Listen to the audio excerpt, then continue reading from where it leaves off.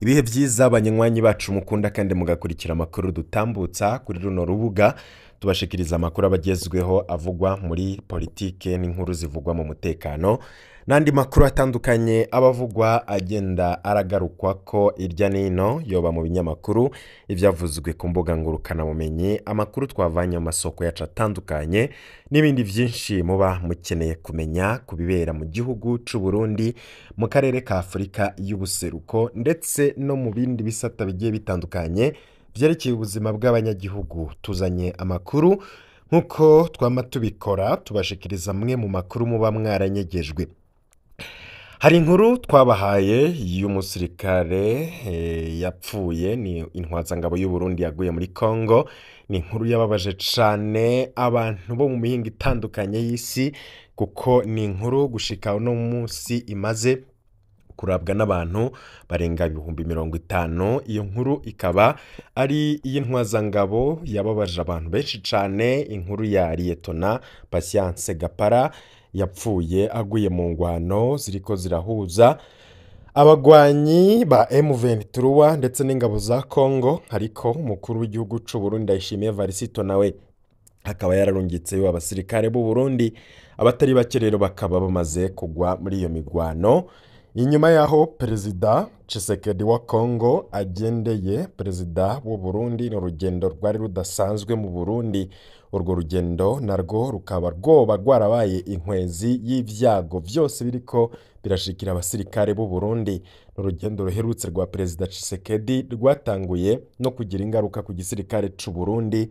Muri ano makuru turaza kubigaruka ko tubabwire ukuntu urwo rugendo rwoba rwarabaye inyanduruko y'imfu zidasanzwe z'abasirikare b'u Burundi muri Repubulika Iharanira Demokarasi ya Congo.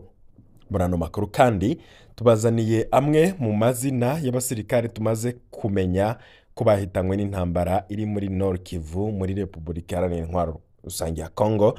Tukaba dufise amazina atari make arimwo intwazangabo zitari nke zapfuye zikagwa muri iyo migwano. Turaza kubabwira abasirikare barenga 10 bamaze kugwa muri iyo migwano. Turabaha amazina yabo n'imyidondoro nkuko twamaze kubimenya.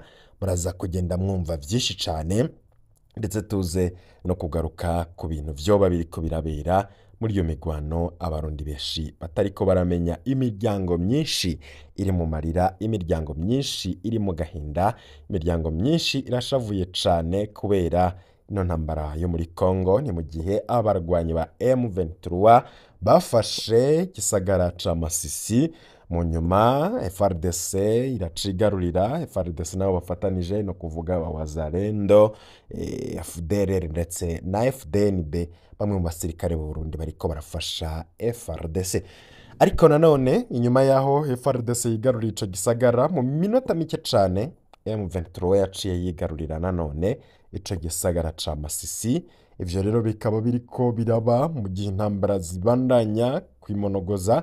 Ariko ikibabaje gusumba n'abasirikare batari bake bariko baragwa muri zino ntambara. Ku batavyibuka twababwiye urupfu rubabaje rwa Lieutenant Patience Gapara, aho abamuzi bose bavuze ko ari urupfu rwiwe rwabashenguye imitima.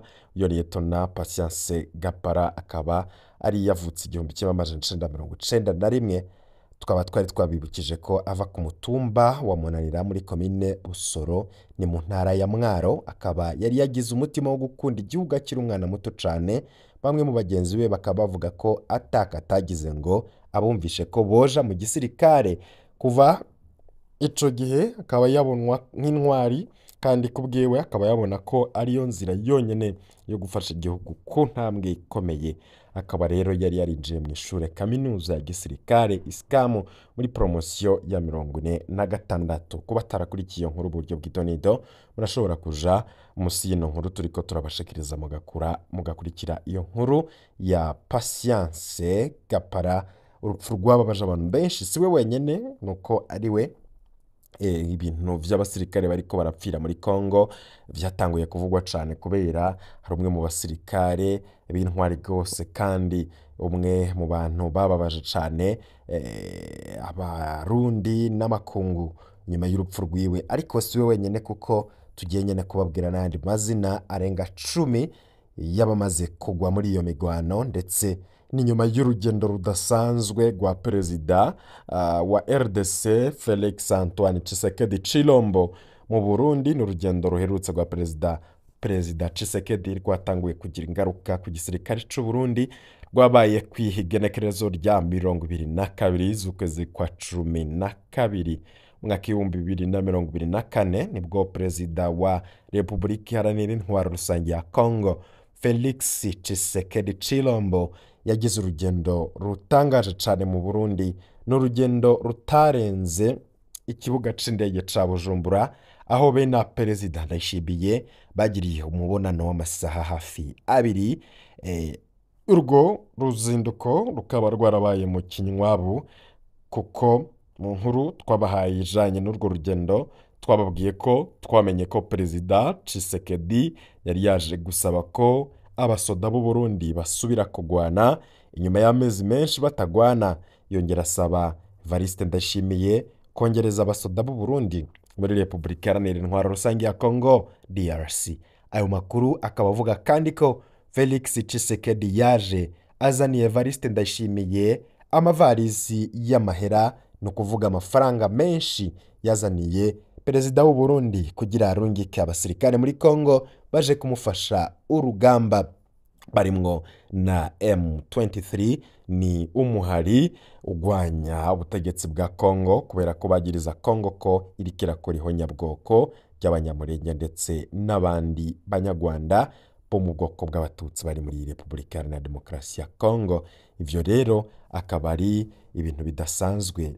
Abenshi si n'abanyarwanda, ahubwo nabo abakongomani bita abanyarwanda kubera ko bavuga ikinyarwanda, canke boba bavuga ko ngo boba barakomotse mu Rwanda, ariko abo ba M23 bo bakavuga ko gose ari abakongomani, kandi koko ni n'abakongomani. Ibisekuru vyabo biri muri Congo, ariko bagashavuzwa nuko batitwa abanyekongo, bakitwa abanyarwanda, arico iyo M23 iriko iragwanira. Amabatayo 5 mashasha ariko ararungikwa muri Repubulika Iharanira Demokarasi ya Congo. Turavuga ngaha amabatayo y'abasirikare b'u Burundi. Kugeza muri Kigarama 2024 gisoda c'u Burundi cari gifise amabatayo 15 muri RDC, no kuvuga kuva kuri batayo Tafoke ya 4 kugeza kuri batayo Tafoke ya 18. Muri izo zibiri zikaba ziri muri Sud Kivu kurondera abagwanyi ba Red Tabara. Amabatayo 13 niyo yari muri Nord Kivu guhangana na M23. Mu ntango z'uyu mwaka batayo Tafoke ya 19 yararungitswe muri RDC. Hirya y'ejo mw'ijoro vyari bitegekanijwe ko batayo Tafoke ya 20 nayo irungikwa. Ubu igikorwa cihuta General Prime Niyongabo yatumwe na Perezida Ndayishimiye no kurondera abasirikare buzuza izindi batayo zitatu, no kuvuga 21 batayo, 21 batayo ya 21 Tafoke, ibatayo ya 22 Tafoke na batayo ya 23 Tafoke. Ubu umusirikare wese hari mu Burundi afise amakenga ko ashobora kurungikwa muri Repubulika Iharanira Intwaro Rusange ya Congo. Ikiguma rero kibabaza abasoda b'u Burundi ni ukubandanya bajanwa nk'abacangero mu ntambara batumva. Amarira yaragarutse mu miryango myinshi y'abasirikare. Inyuma y'amezi y'agahengwe, abasirikare b'u Burundi bari muri RDC bakaba barasubijwe ku rubuga rw'intambara kuva mu ndwi iheze, kuva igenekerezo rya 8 z'ukwezi kwa mbere mwaka 2025. Twaravuze ibitari bike kubiriko biraba, ndetse tukanakira ubutumwa bw'imiryango idusaba kubaza amakuru y'ababo bari muri RDC. Imiryango imwe ikaba ivuga ko yamaze guhabwa amakuru ko ababo baguye ku rugamba, ariko igisoda ntaco cababwiye. Harimwo abavuga ko baterwa ubwoba ngo ntibavugiye ko wabo yaguye muri RDC. Hari n'abandi rero bavuga ko bahagaritswe umutima ndetse no kuba badafise agakuru na gatoya kababo. Nari ry'abasoda b'u Burundi muri RDC baca bakwama telefone, aba baguma badusaba kubabwira abo tumaze kumenya ko baguye ku rugamba kugira bumve ko wabo yoba akiriho mu kanya gato cyane turaza kubashikiriza amwe mu mazina twamaze kumenya abasirikare bashika kuri 12 barimo intwazangabo bamaze gupfira muri Congo. Amakuru dufise aremeza ko abasoda batari bake mu Burundi bamaze guhitanwa n'intambara ziri muri Masisi Nord Kivu. Hari amakuru twamenye ko M23 yarahuye n'igitero ivuga ko itari bwigera ibona kuva itanguye urugamba irimwo ibihumbi byinshi by'abasirikare b'u Burundi barafatanije n'aba RDC bene imihari bakorana barakoraniye agace bita Ngungu bene umurwa mukuru wa Masisi bateye ari sinzi M23 irababisa iduga mu misozi. Amakuru avuga ko abasoda b'u Burundi baje bafise ukurinda kudasanzwe. Abakongomani babonetse ku mareresi bishimiye abasoda b'u Burundi. Ngungu ikaba yari imaze hafi umwaka mu minwe ya M23. Masisi centre yo nta n'indwi yari bwahere ifashwe n'aba M23.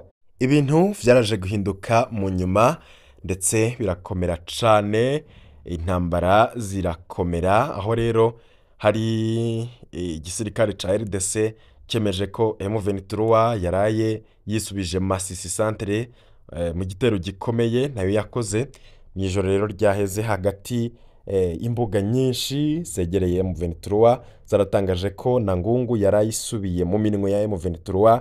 N'intambara zivugwa ko zitoroshe na gatoya.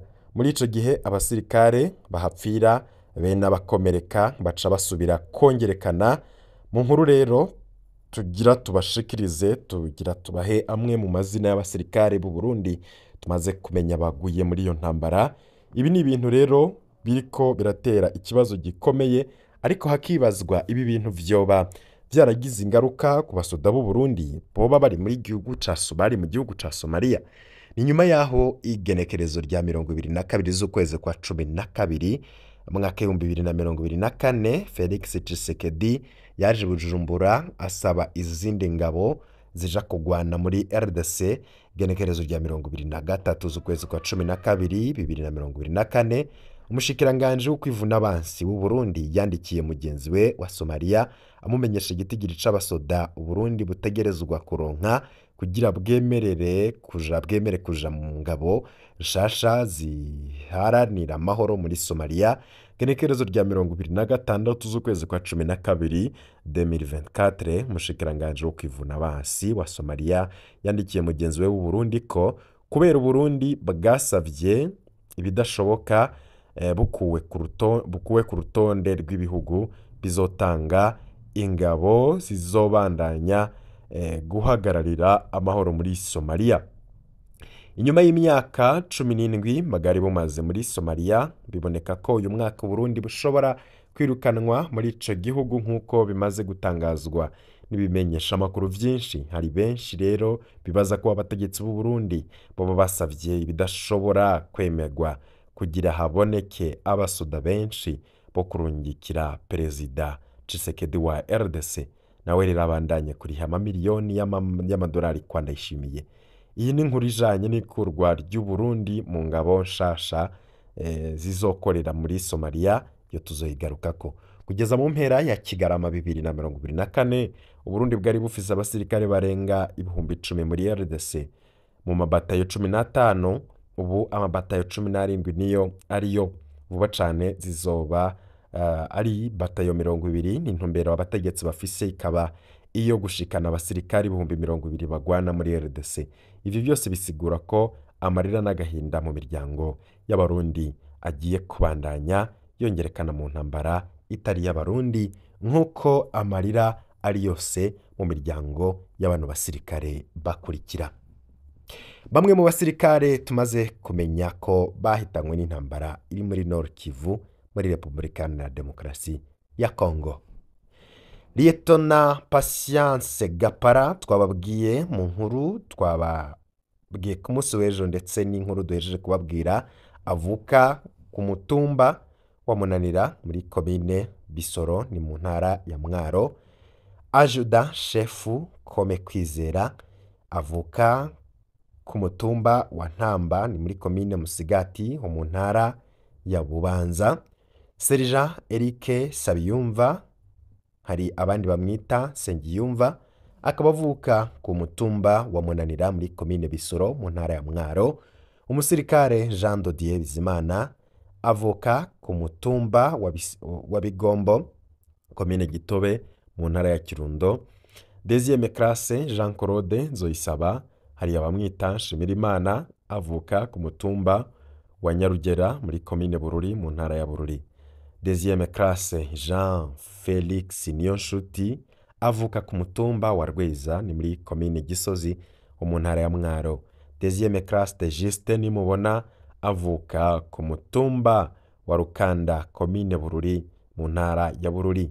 Umusirikare azwi cyane kandi uyo akaba yitwa azwi cyane nka Rishari Batazira Mashadi, akaba avuga ku mutumba wa Kiyege muri komine Rusaka mu ntara ya Mwaro. Uyo nawe akaba yarahitanywe n'intambara zo muri Congo.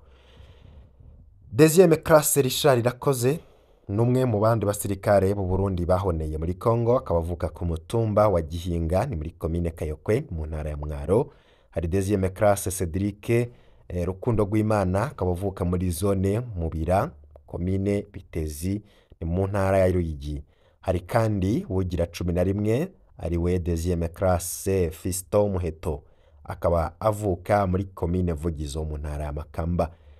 Umusirikare wundi twamaze kumenya agira 12 n'umusirikare Salvatore Tuyisabe, avuka ku Magara ni muri komine Rumonge ho mu ntara ya Rumonge.